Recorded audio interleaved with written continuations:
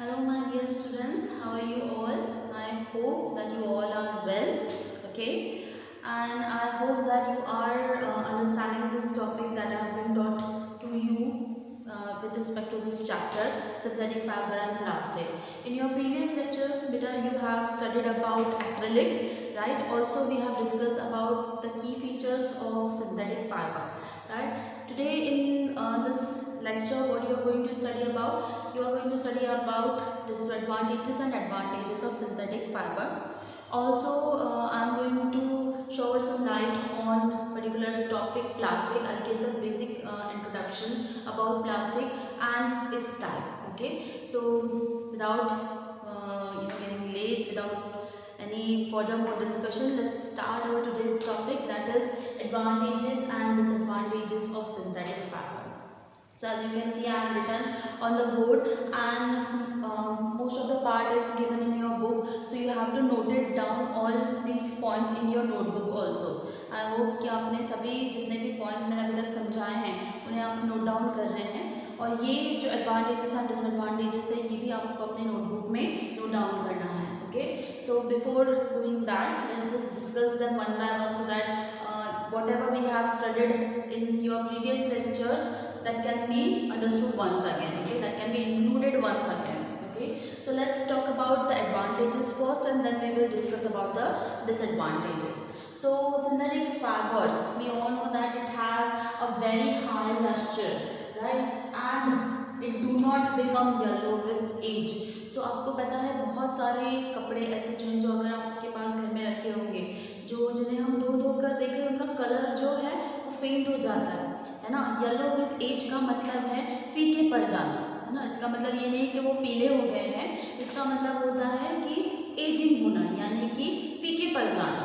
तो ऐसे बहुत सारे कपड़े जिन्हें कई बार धोने की वजह से उनका कलर कैसा है, वो फीका पड़ गया है, लेकिन यहाँ synthetic fibres it has very high lustre. Okay, so that is the reason it does not become yellow with age. चाहे आपने कितने मल्टीपल टाइम्स इसे यूज़ किया हो, पहना हो, it won't fade down. Okay, वो कैसा है, वो फीका नहीं पड़ेगा. The particular quality and the colour and the lustre will remain intact. Okay, it will remain as it is. They do not shrink on washing. Most importantly, like cotton, है ना. Cotton जब कभी भी, कई बार आपने देखा होगा, जितनी बार मम्मी धोती है तो थोड़ा नहीं थोड़ा श्रिंक ज़रूर होता है. कई बार तो बहुत ही एकदम ह्यूज अमाउंट में श्रिंक हो जाता है. हम एक्सपेक्ट कुछ करते हैं और वो बहुत सिकुड़ कर छोटा हो जाता है. ऐसा सिंथेटिक फाइबर्स के साथ बिल्कुल नहीं होता. whenever you wash them, whenever you have wore them, or whenever you have used them, है ना, after washing it won't get shrink. That is the most good point, plus point of synthetic fibers, that we can use it multiple times and we can wash it multiple times yet getting shrinked. Okay, they need very little or no ironing. In some cloths like nylon, like polyester, these cloths, or like terracotta, है ना, polycot that we have studied, these particular materials they do not require ironing. Not very little, even no ironing, है ना. ऐसा नहीं बोल सकते कि थोड़ी सी आयरनिंग करना, ज़रूरत ही नहीं पड़ती. आप उसको वॉश करके ऐसे ही रख दो, उसमें ना रिंकल्स आते हैं ना क्रीचेस आते हैं, इसलिए उसे आयरन करने की ज़रूरत नहीं पड़ती. तो ये बहुत अच्छा पॉइंट है, की पॉइंट है उन लोगों के लिए जिन्हें बहुत ही आयरन और प्रेस किए हुए कपड़े पहनना बहुत पसंद है. तो लो मेंटेनेंस है ना, हमारा टाइम उसमें कंज्यूम नहीं होता कि आयरनिंग करनी है वॉश करने के बाद. जैसे कॉटन में होता है, रेयॉन में होता है, सिल्क में भी होता है. सिल्क में भी देखिए हमें ठंडी प्रेस करनी पड़ती है. बहुत ज़्यादा टेम्परेचर सिल्क के क्लॉथ्स पर बर्दाश्त नहीं कर सकता, वो जल्दी से बर्न आउट होते हैं, है ना. तो ठंडी प्रेस करनी पड़ती है, लेकिन उसके रिंकल्स हटाने पड़ते हैं, otherwise it doesn't look decent. तो here in some of the synthetic fibres we require little ironing, और in some cases no ironing also. Okay, they last longer as compared to natural fibers. Why? Because they are resistant to action of the chemicals, right. They are resistant to the attack of moths or other insects. तो इसीलिए क्या है ना, उनमें ना कीड़ा लगने का डर होता है, ना ही किसी तरीके की केमिकल रिएक्शन का, कि चलो एल्यूमिनियम के ट्रंक में रखा है तो ख़राब हो जाएंगे, वुडन ट्रंक में रखा है तो दीमक लग जाएंगे, ऐसा कुछ नहीं है. तो इसीलिए कंपैरेटिवली नेचुरल फाइबर्स के ये कैसे होते हैं, दे आर ड्यूरेबल, लंबे समय तक साथ चलते हैं और लो मेंटेनेंस होते हैं, हमें ज़्यादा ध्यान देने की ज़रूरत नहीं पड़ती है। Easy to clean and dry quickly, most important feature during rainy days, है ना, हमें जल्दी से सूखने वाले कपड़े उस समय यूज़ करने होते हैं, तो most of them are they absorb very little water and they dry very quickly. But यहाँ जो है ये समर में एक डिसएडवांटेज बन जाता है ना, क्योंकि समर में हमें कैसा चाहिए होता है, कैसे कपड़े, ब्रीदेबल कपड़े चाहिए होते हैं। सो यहाँ तो एडवांटेज है, लेकिन इसका डिसएडवांटेज भी है, लेकिन वो हम अभी नहीं, इसके बाद डिस्कस करेंगे। Less expensive than natural fibres, most important point, तभी हमने इनको डिस्कवर किया है, तभी इन्हें हमने इन्वेंशन किया है, हमने मीन्स साइंटिस्ट ने किया है ना। क्यों किया है, क्योंकि natural fibres are not readily available, they can not be produce on a large scale, the requirement was not fulfilled, okay. तो इसीलिए, और सबसे इम्पॉर्टेंट चीज़ थी कि जिनके लिए अवेलेबल थे at a very high cost, ठीक है ना, और एक्सपेंसिव थे, तो इसीलिए हमने इसका क्या ढूंढा है, we have found out the alternative to natural fibre and that is the reason it has to be when it is an alternative. आप देखते हैं ना, अभी आजकल आप लोग बहुत सीख गए हैं ये फर्स्ट कॉपी, ये वर्ड आपने बहुत सुना होगा, हर चीज़ की फर्स्ट कॉपी। अब आप उसे डुप्लीकेट नहीं कहते हैं, क्या कहते हैं आप उसे, फर्स्ट कॉपी आ गई है, ये शू की, है ना, ये पर्टिकुलर ब्रांड की फर्स्ट कॉपी है, चाहे वो आपकी गैजेट्स हो, चाहे वो आपके कोई ब्रांडेड क्लोथ्स हो, इवन स्पोर्ट्स वेयर हो, शूज़ हो, तो हर चीज़ में आप फर्स्ट कॉपी सुनते हैं। तो वो फर्स्ट कॉपी नहीं है, it's just an alternative of that particular thing, कि आप चीज़ वही इस्तेमाल करें, बस थोड़ा सा कैसा होगा, लेस एक्सपेंसिव होगा, ओके। तो ये थे कुछ advantages of synthetic fibre. Now let's have a light on synthetic fibers disadvantages. So the first and most importantly that it easily get melt and burn to form a small sticky beads which is really very harmful at a very high temperature। देखिए, जब कभी भी कोई हम कपड़ा जलाते हैं, जैसे प्लास्टिक आपने देखा होगा, जल तो छोटे छोटे बीड्स के अंदर बनता है ना, और एक बार वो स्टिक हो जाए तो पूरा जो स्किन है ना बॉडी का, वो निकल जाता है, दैट इज़ वेरी पेनफुल। तो जब कभी हम किचन में काम कर रहे होते हैं, पर्टिकुलरली फीमेल से, है ना, तो उन्हें हम बताते हैं कि ऐसे पर्टिकुलर मटेरियल्स ना पहने, ठीक है, जिनका जलने के बाद वो कैसे हो जाए, बॉडी से स्टिक रहे, बीड्स के अंदर कन्वर्ट हो जाए। तो ये बहुत ही पेनफुल है, और ये अगर बर्न एरियाज में भी ना ट्रीटमेंट के दौरान बहुत डिफ़िकल्ट हो जाता है टू उसे एक्सट्रैक्ट आउट करना और उस पर फिर मेडिकेशन अप्लाई करना। तो ये बहुत ज़्यादा बड़ा डिसएडवांटेज है मेरी नज़र में, क्योंकि कैसे अगर कोई चीज़ बर्न हो गई है तो वो तुरंत वहाँ से, मतलब स्किन से अगर है या कहीं किसी चीज़ से, तो वो बाहर निकल जानी चाहिए। अगर वो स्टिक हो जाए जलकर, है ना, तो वो बहुत डिफ़िकल्ट हो जाता है उस चीज़ का ट्रीटमेंट करना। तो ये हम पर्टिकुलरली ऐसे कपड़े किचन एरियाज़ में, या जहाँ पर भी आप वर्किंग स्टेशन है आपका, जहाँ पर फायर वर्किंग स्टेशन हो, उससे हम अवॉइड करते हैं। Unlike natural fibers, they do not absorb sweat like cotton, mostly cotton in summer, okay। So summer में हमने देखा है कि ये स्वेट एब्जॉर्ब नहीं करते हैं, लेकिन अगर हम उसको अल्टरनेटिव के तौर पर देखें तो हमारे पास है टेरिकॉट, है ना, which is a mixture of natural fibre and synthetic one. So we have drawn something new, कि जहाँ हम उसके ड्रॉबैक्स को भी क्या कर सके, चेंज कर सके। So this disadvantage can be fulfilled in a positive way where we have discovered other synthetic fibers also. They get electrically charged in dry weather.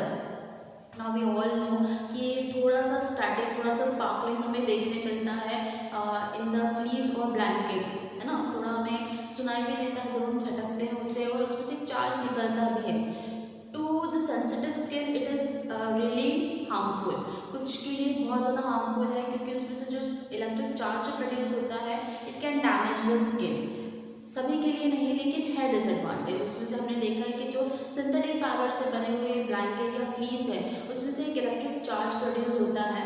So you might have seen that it is similar to the static charge, but static charges are not harmful, but these electric charges are harmful to your skin. Okay, so that is why it is included in as a disadvantage.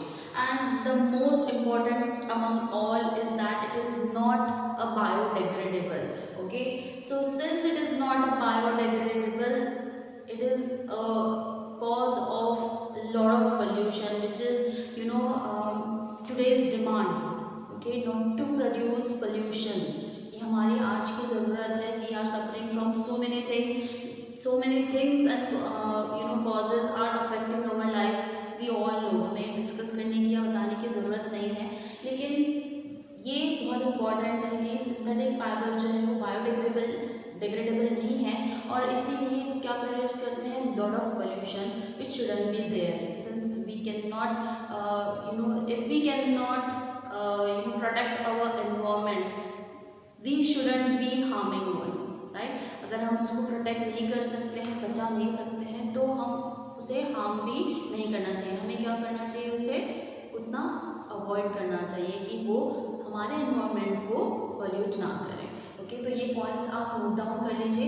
Then we will start the topic plastic. Okay, I hope that this topic is clear. जितना भी हमने पढ़ा है अभी, सब कुछ इसी में इंक्लूड है. सो ये डिफरेंशिएशन का आपको आता है question.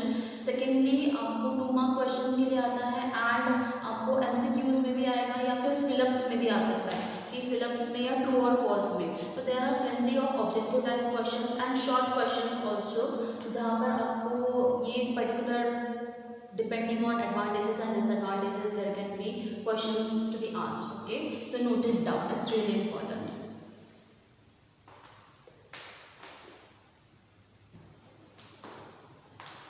So let's talk about plastic. Okay, so plastic are also similar to synthetic fibers, like which can be drawn or which can be easily molded, I would say, easily molded into any desired shape. So these are quite similar to synthetic fibers also, क्योंकि हम उसे भी easily क्या कर सकते थे, अपने desired shape में mold कर सकते थे. तो plastic can be easily molded into any desirable shape on heating. हमें पता है कि अगर हम प्लास्टिक को पर्टिकुलरली कुछ टाइप ऑफ प्लास्टिक को हम क्या कर सकते हैं, वापस से रीशेप कर सकते हैं, किसी कलर में चेंज कर सकते हैं, जो भी हमारा डिजायर्ड शेप हो, है ना, उसे on heating with the help of an heat we can mould it. Okay, so likely synthetic fibers, it is also a polymer. Plastic is also a polymer like a synthetic fiber, but the arrangement of a monomer is linear, and in others it is cross-linked. So depending upon the type of plastic, it could be a monomer where it is which is having a simple linear arrangement. Depending upon the other categories, it could be of a cross-linked polymer. Okay, so depend करता है कि किस type of plastic जो है हम use कर रहे हैं या बात कर रहे हैं, तो depending on that arrangement of monomers is placed. Okay, plastics can be, it could be of variety of things. We can play with plastic in different manner, like it can be recycled, it can be colored, it can be reused, it can be molded, or even it can be drawn into wires. There are plenty of things we can do with the plastic, right? हम उसको क्या क्या कर सकते हैं, हम उसको recycle भी कर सकते हैं, हम उसे कलर भी कर सकते हैं. आपने प्लास्टिक रिसाइकलिंग के बारे में सुना ही है ना, this is not new to you. तो 3 R's आपने सुने ही हैं, that we will come to that point also. तो प्लास्टिक जनरली हम क्या करते हैं, रिसाइकल करते हैं.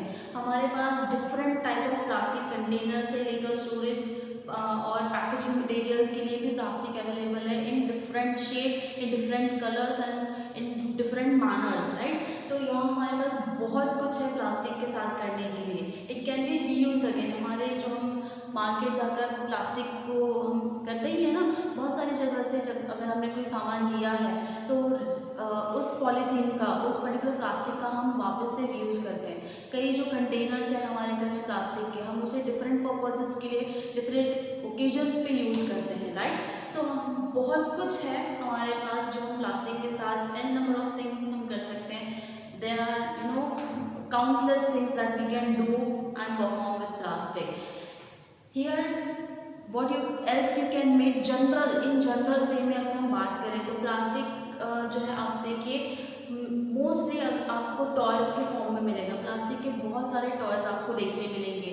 सो it making toys, in making suit cases, in bags, brushes, cabinets, chair, table, there are any number of things you can count. बहुत सारी ऐसी चीज़ें जहाँ पर आप बोल सकते हैं हाँ मैम यहाँ प्लास्टिक यूज़ हुआ है, यहाँ भी प्लास्टिक यूज़ हुआ है, कवरिंग के तौर पर यूज़ हुआ है, लिड के तौर पर यूज़ हुआ है, पैकेजिंग के तौर पर यूज़ हुआ है, मेन होल्डिंग मटेरियल के तौर पर यूज़ हुआ है, या सिर्फ हैंडल करने के लिए यूज़ हुआ है। तो ऐसे बहुत सारी जगह है जहाँ पर हमने क्या किया है, प्लास्टिक को यूज़ किया है। If you talk about storage purpose also, right, we have airtight containers also. Even the milk cartons that you buy, it is made up of what? Plastic. If we buy that oil pouches, right, that oil pouch is also made up of plastic. If we talk about that pickle packaging sachet, sauce, tomato ketchup that we say, that is also made up of plastic. So we cannot say कि हमारे आसपास plastic available नहीं है या हम उसका use नहीं कर सकते हैं। हमारे पास countless n number of ways है जहाँ पर हम प्लास्टिक जो है वो यूज़ कर सकते हैं other than this also. Okay, so in this years, in this past years, from the age, और आई कुड से बहुत पुराने समय से जब अगर हम देखें तो मेटल्स का ज़्यादा यूज़ होता था। स्टोन हो गया, वुड हो गया, ग्लास हो गया, है ना, इन चीज़ों का ज़्यादा यूज़ होता था। अगर आप पुराने समय में देखें हमारे पास बहुत सारे पीतल के बर्तन हुआ करते थे, है ना, कॉपर के, एल्युमिनियम के। अब ज़्यादातर हम प्लास्टिक का यूज़ करते हैं कंटेनर्स के तौर पर। आपने देखा होगा पहले आपकी अगर दादी है, नानी है, उनके पास पुराने ट्रंक हुआ करते थे। अब हमारे पास प्लास्टिक के शेल्फ है, वो छोटी जगह भी ऑक्यूपाई करते हैं, ईजिली मूवेबल भी होते हैं, लाइट इन वेट भी होते हैं। तो we have replaced all that metal, glass और स्टोन और वुड पर्टिकुलर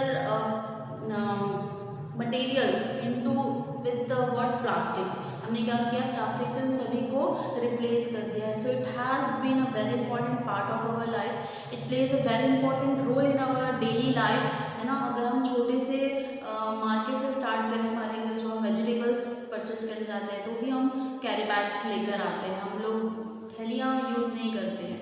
अब ज़्यादा ट्रेंड है, अब ज़्यादा हम अवेयर हो गए हैं। लेकिन अगर आप थोड़ा मतलब 10 साल से अगर आप कंटिन्यू देखें, है ना, जो 10 इयर्स का डेटा आपको मिलेगा वो कैसा होगा, जहाँ पर हमने प्लास्टिक का बहुत ज़्यादा यूज़ किया है। अब थोड़ा कम हुआ है, अब हम paper bags and all use करते हैं। Either we use our own jute bags for buying vegetables and groceries and all, but still अगर हम देखें तो तभी भी प्लास्टिक का परसेंटेज जो है हमारी लाइफ में बहुत ज़्यादा है। तो ये बेसिक इंट्रोडक्शन है प्लास्टिक का। अगर आप कहीं भी देखें, है ना, चाहे आपके केमिकल कंटेनर्स से लेकर आपके घर के यूटेंसिल्स तक का हो, या इवन पैकेजिंग फूड मटेरियल्स हो, या जो भी आप स्टोरेज का भी देखें, तो सभी जगह प्लास्टिक जो है वो बहुत इंपॉर्टेंट है। Similarly, it has been classified or it has been divided into two parts. The first one is the thermoplastic and the other is the thermosetting plastic. Now, what is the basic difference between thermoplastic?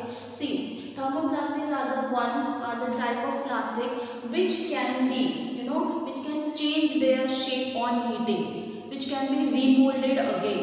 ऐसे plastic है ये जिसको heat करने पर ये अपना shape change करता है, वापस से हम इसको क्या कर सकते हैं, रिमोल्ड कर सकते हैं into any desired shape. That quality is nothing but indulge in what, thermoplastic. ये किस में आई है, थर्मोप्लास्टिक का ये की फीचर है कि ऐसा प्लास्टिक जिसे आप हीट करने पर क्या कर सकते हैं, you can change the shape, you can remould it again and it can bend down very easily. That is why it is known as what, thermoplastic. I haven't written over here. That is known as what, thermoplastic. Okay, I might have said thermosetting, but it's thermoplastic. Okay, so plastic which can change their shape on heating and can be bent easily are known as what, thermoplastic. Okay, so there are plenty of examples like here PVC, polystyrene, polythene. These are the examples where thermoplastics can be used. Okay, These are the types. On the other hand, if we talk about thermosetting plastics, so it is totally ulta hai, reverse of this particular thermoplastic. It's totally different from thermoplastic. How? Because it can change, it can soften on heating, but it cannot be remolded. Once the shape that has been acquired, that will remain as it is. यानी उसका फिर आप shape change नहीं कर सकते. वो क्या होगा, बर्न आउट होके वो एक गैस प्रोड्यूस करता है, या हम कह सकते हैं पूरी तरीके से बर्न आउट होके बीड्स की फॉर्म में हमें मिल जाता है, तो उसे हम वापस से रिमोल्ड नहीं कर सकते हैं. So plastic which do not soften much on heating and can be molded only once are known as thermosetting plastic. क्या है ये?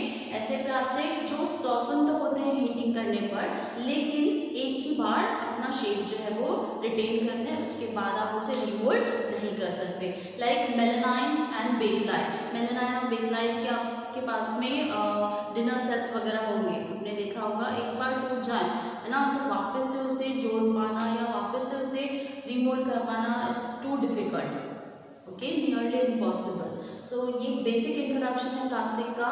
We will discuss in detail what are the uses, what are the key features of thermoplastic and thermostatic plastic, and what is the difference between them in your next lecture. I hope that you have understood today's topic, where we have seen advantages and disadvantages of synthetic fiber. Also note down these things, because this is also not available in the book. This is additional. Okay, so I will meet you in the next video. Until good day students, take care.